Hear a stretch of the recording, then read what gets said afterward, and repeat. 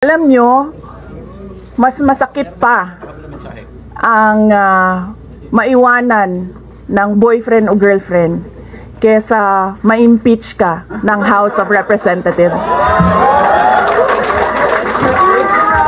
Sa issue ng impeachment na naihain laban sa ang tanging masasabi ko na lamang sa puntong ito ay God save the Philippines. Us-pusong pasasalamat sa mga kababayan, patuloy na nagdarasal, sumusuporta, nagtitiwala, at patuloy na nagmamahal sa akin. Manalig kayo dahil sa taong bayan ang tagumpay.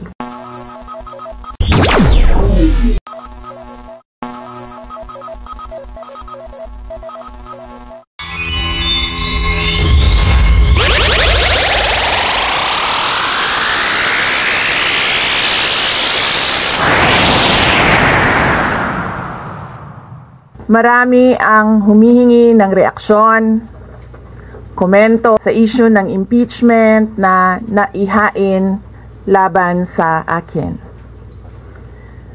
Sa kabila ng aking mga naging pahayag ukol sa planong impeachment sa mga nakaraan na buwan, ang tanging masasabi ko na lamang sa puntong ito ay God save the Philippines. Bukod dito, nais ko na lang ipaabot ang aking taus-pusong pasasalamat sa mga kababayan na patuloy na nagdarasal, sumusuporta, nagtitiwala, at patuloy na nagmamahal sa akin. Manalig kayo dahil sa taong bayan ang tagumpay. For impeachment, then you feel that you have done something wrong. Kasi kung wala ka namang ginawang mali, bakit mo i-defend yung pirma mo? So yun yung paniwala ko. Lahat ng mga complaints na na-file sa House of Representatives, nabasa na ng mga lawyers. Challenges sa preparations, but so far wala naman. Wala naman kaming na-overwhelm kami kasi ang daming mga lawyers na nag-signify na tutulong sila sa defense.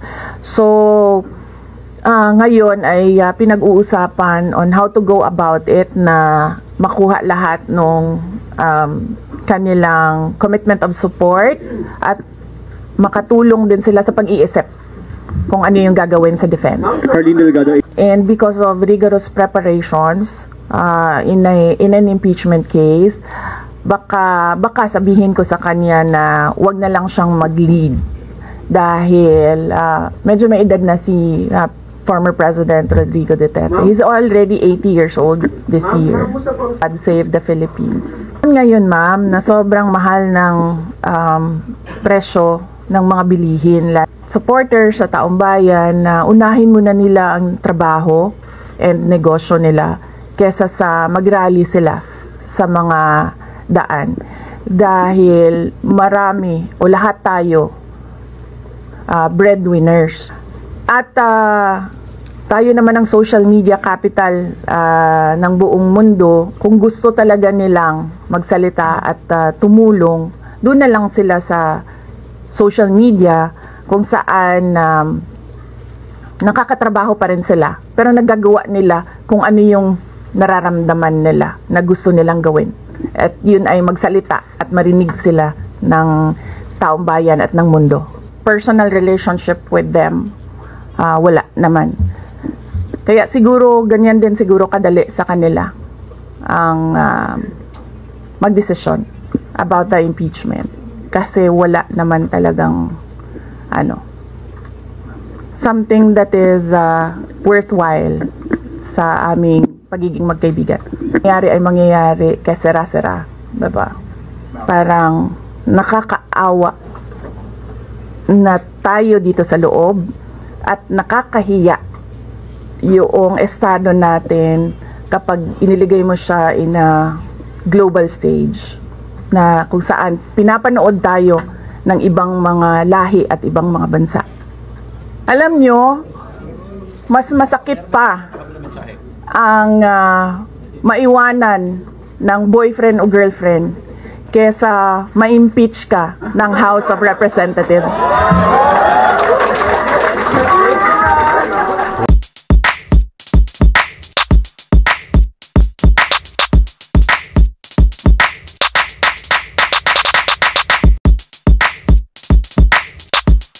Mga kababayan, Assalamualaikum warahmatullahi wabarakatuh. Madayaw, maayong adlaw kaninyong tanan. Magandang araw sa inyong lahat. Sa mga nakaraang araw, marami ang humihingi ng reaksyon, komento o damdamin. Damdamin ko sa issue ng impeachment na naihain laban sa akin.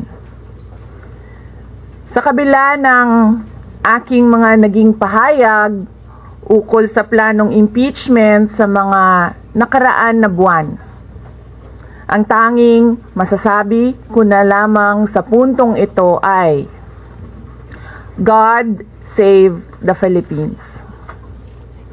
Bukod dito, nais ko na lang ipaabot ang aking taus-pusong pasasalamat sa mga kababayan na patuloy na nagdarasal, sumusuporta, nagtitiwala, at patuloy na nagmamahal sa akin. Manalig kayo dahil sa taong bayan ang tagumpay. Syukran. I know, right? Braille. 3 questions, no follow-up. Okay. Ay, ayoko na. I'm okay. In the list of those who signed, ma'am, Oo. marami doon, mga inaanak, mga kumpare, mga naging supported and What's your reaction? Sabi kasi, di ito lang daw basahin ko. promise ko lang, because na yun. We've already started preparing the moment Franz Castro announced the impeachment plans, which was November of 2023. So November of 2023, there were already lawyers doing their work for the impeachment. So we leave it to the lawyers. Last question. It's not an option. Resignation is not an option. Wala pa tayo doon, ma'am. Na masyado pang malayo yung mga ganyan na mga bagay. Nandun pa lang tayo sa pagbabasa ng actually, ma'am, wala pa tayo doon dahil yung mga abogado lang yung nagtatrabaho. Hindi ko talaga alam kung anong ginagawa nila. But I have a meeting with them. Last question, please. The president said he has nothing to do with the impeachment. I do not want to answer that question. Next. Ma'am, per po ba na si dating Pangulo Rodrigo Duterte isa sa mga abogado niyo para sa impeachment? I do not want to answer that question. Yes, ma'am. Nakikita niyo po ba na may ihahalin tulad ng sitwasyon ngayon ng bansa sa 1984 ni George Orwell? I do not want to answer that question. Last question. Last question.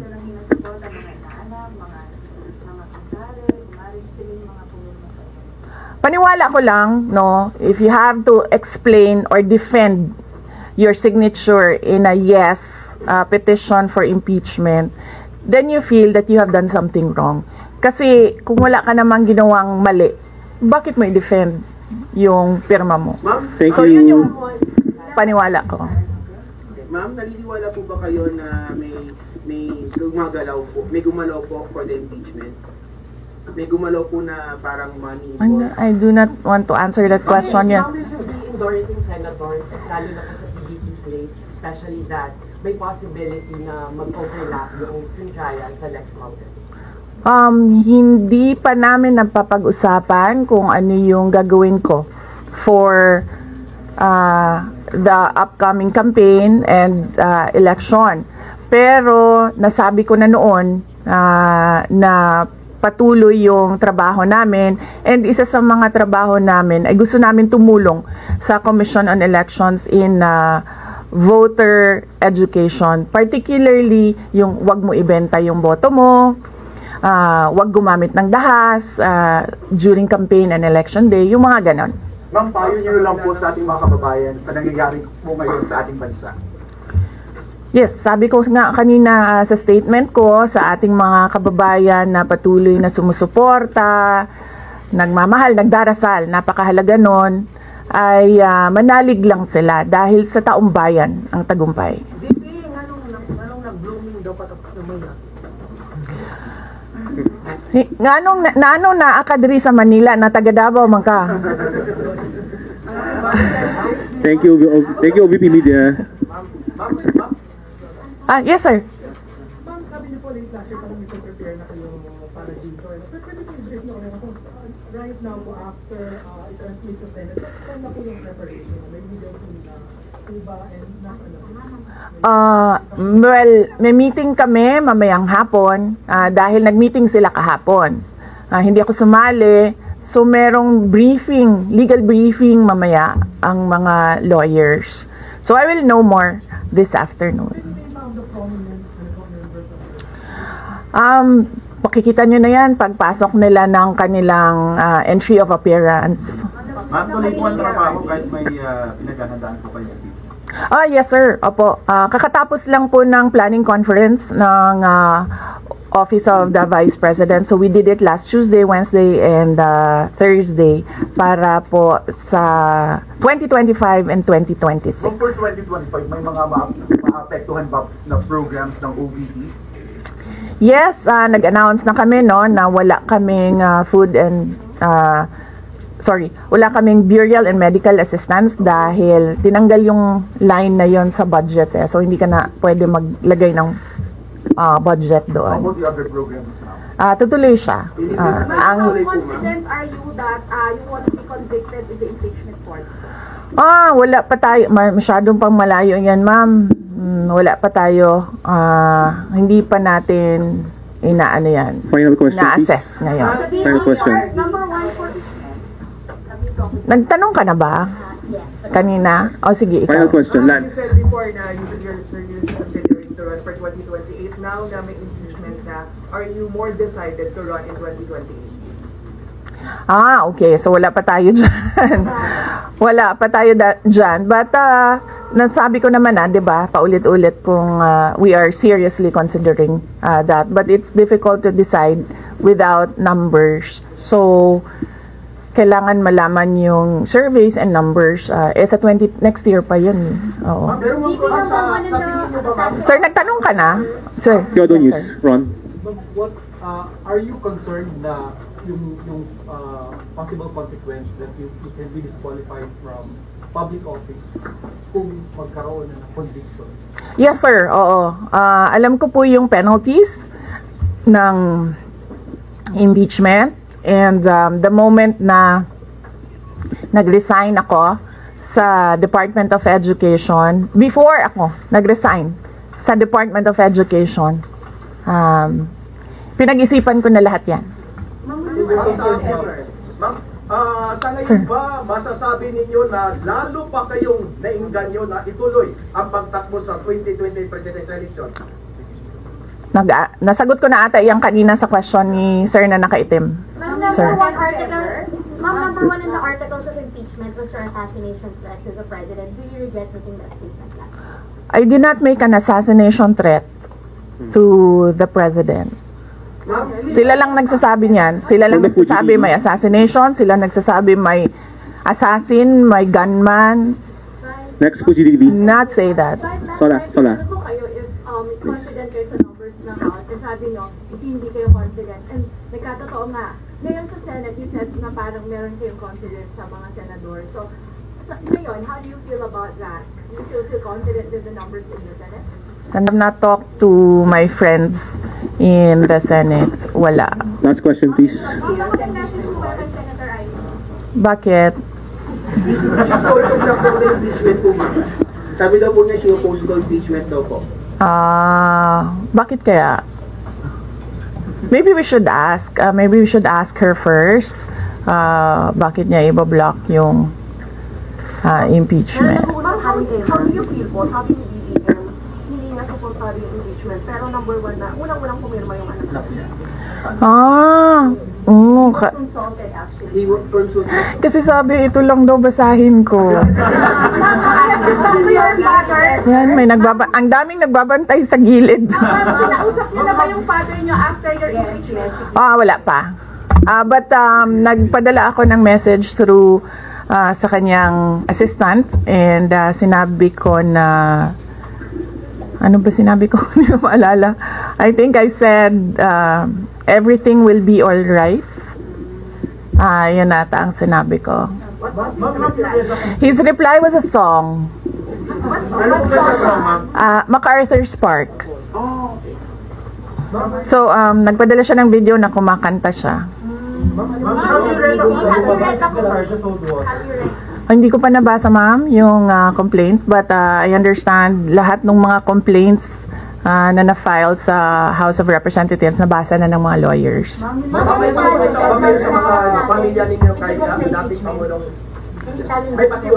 Sandali, sir. Sandali, sir. Boss Rambo, wait. Ang preparation, challenges sa preparations, but so far wala naman. Wala naman kaming lang kami, na-overwhelm kami kasi ang daming mga lawyers na nag-signify na tutulong sila sa defense. So ngayon ay pinag-uusapan on how to go about it na makuha lahat ng kanilang commitment of support at makatulong din sila sa pag-iisip kung ano yung gagawin sa defense. Harleen Delgado, ABS-CBN. Harleen, ABS. Nagtanong ka na, ma'am? Wala pa, ma'am. Sige, ma'am.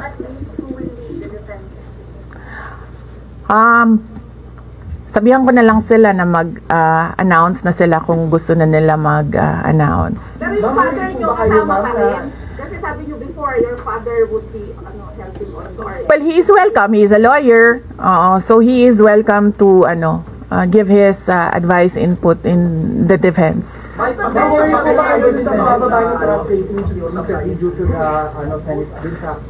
I will not answer that question. Yes, I'm sorry. Yes. Yes. So what happened was nag-indefinite leave siya, and then she was admitted to the hospital doon sa Davao City na hospital siya, and then discharge siya ng mga doctors with ulitin ko. Si Yusek Zulaika Lopez, nag-indefinite leave siya after nung sa veterans hospital admission niya. Umuwi siya Davao, and then na-hospitalize siya doon, and then sabi ng doctors niya, we will discharge you but you have to come back ngayon ata, February, for further tests. And then bumalik siya for 1 day dito nung January. Bumalik siya for 1 day dito sa Office of the Vice President, and she said na mag-leave siya for 2 months. And then I said yes, take the time that you need for your health. And then after a week, bumalik siya. Nung January, after a week, bumalik siya dito, and then she said, hindi ako mag-leave. So, sabi ko, okay, welcome back. Ma'am, makikipag-usap ba INC? Meron ba pakikipag-usap kayo sa INC? Sila po yung nag-rally against para wag ituloy yung impeachment? Hindi pa po kami nagkausap ng INC, sir, pero nagpapasalamat po ako sa INC at sa buong sambayanan sa kanilang pananawagan ng kapayapaan. Ma'am, kamusta po ang staff ng OB? Nagtanong ka na, sir? Wala pa, sir. Hindi ko masabi yan ngayon, sir. Wala pa kami dyan. Ma'am, Miss Iz. Nagtanong ka na, ma'am, wala pa. Miss Iz.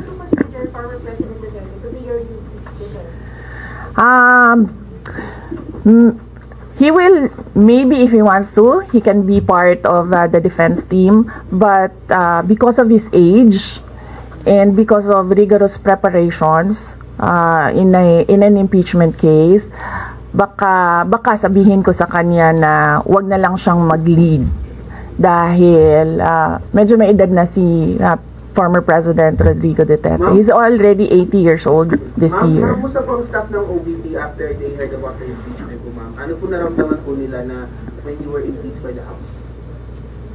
Ano po naramdaman ng staff ng OVP in general? Are they sad? Are they worried po ba, ma'am? Hindi ko alam, pinagtatawanan lang nila ako dito sa gilid kasi hindi daw ako sumunod. Sabi, basahin lang daw talaga ito. Ha? Okay. Kung pwede namang hindi, and I understand, pwede naman. Hindi na. Oo. Kasi baka ma-intimidate lang sila lahat sa presence ko doon. May mga plano po ba kayo para itulak ang pag-audit, lalo na po sa mga kongresista natin na ginagamit ang pera o pondo ng gobyerno para pag-black propaganda against you? Hindi ko na muna sagutin yung tanong na yan ngayon, ma'am. Doon muna tayo sa God Save the Philippines. Mika, So, ma'am, Reuters. dissuade or encourage your supporters in case we go to the street to rally?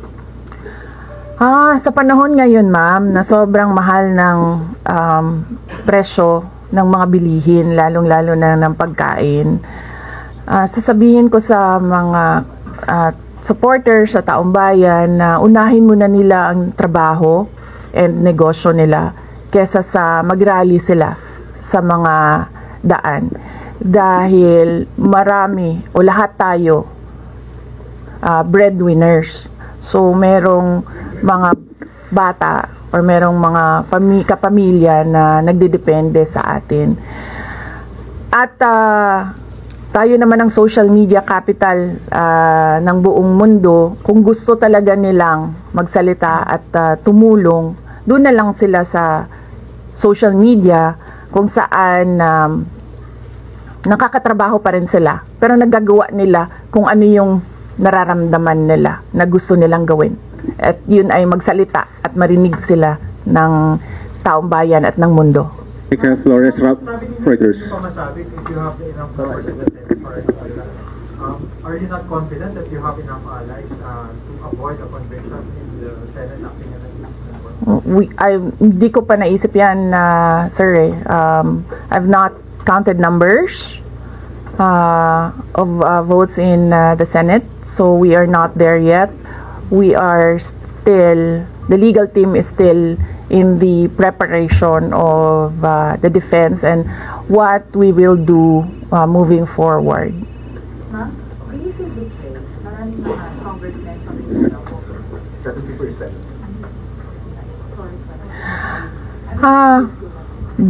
Do I feel betrayed? How do you feel ang dami taga Mindanao? Actually, ma'am, wala akong feelings. Wala akong feelings about it. Kasi, kung napapansin nyo, wala naman kasi talaga akong barkada na politiko. I don't join their circles. But we are friends. Yes. But kung ninong at ninang lang ng mga anak, walang ninong at ninang na politiko ang mga anak ko. Oo. Maliban kay Stonefish, dahil nandoon si former President Erap Estrada. So, I don't move in the circle of politicians. Kaibigan, yes. But to say that meron akong close relationship, personal relationship with them, wala naman. Kaya siguro ganyan din siguro kadali sa kanila ang magdesisyon about the impeachment, kasi wala naman talagang something that is worthwhile sa aming pagiging magkaibigan. Last question, Jason. Nagkaroon po ba kayo ng prior information na may impeach kayo sa House under last session day? Or may nag-PM ba sa inyo? Naka-receive po ba kayo? Or nag-tip sa inyo? Yes. Oo, si JC. Si JC. Hindi siya natulog. Sabi ko sa kanya, matulog ka na, JC, kasi ang mangyayari ay mangyayari kay sera-sera. Diba? comment nyo lang po, ma'am. Alam ko matagal na ito, but the QC Prosecutor's Office pinasura yung patong-patong na kaso against you. Yes. What was your initial reaction about that? And second po, any updates sa security details natin, ma'am? Tuloy po ba yung pag-hire po natin ng privacy? Okay, hindi ko na sasagutin yan ha. Dun lang tayo sa God Save the Philippines. Ma'am, Okay. last na lang po ma'am on my end. Ma'am, you said God save the Philippines. Gaano na po kalala ang problema ng Pilipinas ever since na nagkaroon ng issue sa impeachment na ito? Parang, ano po yung nakikita yung problem sa Philippines ngayon? Bakit nila inuna itong impeachment na ito? Gaano kalala ang Pilipinas na pag-iwanan na tayo ng panahon at ng ating mga kapitbahay dito sa region at napag-iwanan na tayo ng mundo. Malala siya since na nagkaroon ako ng understanding. Kasi 1990s, tapos 1990s, magulo. Well, sa amin, magulo, sa Mindanao. And then, ngayon, nagbabadya ang gulo sa Mindanao. So, parang wala namang nagbago. So, malala.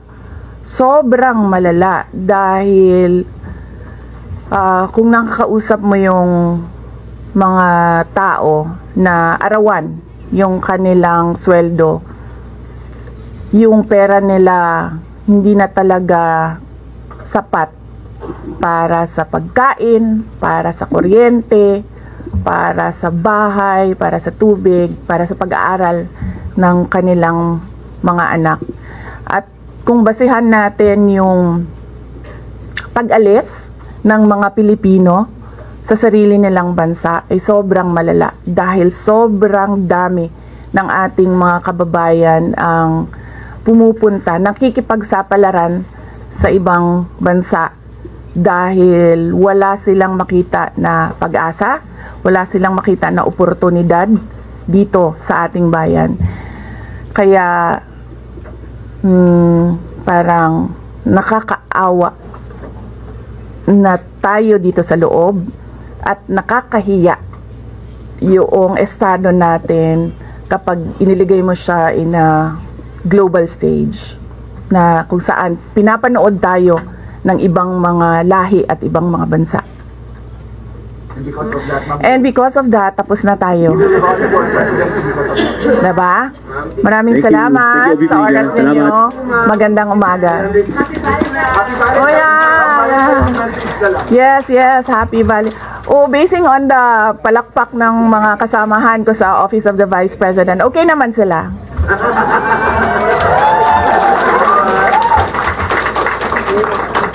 At mga Lenny supporters pa yan ha, tingnan mo, pero pumapalakpak sila sa akin.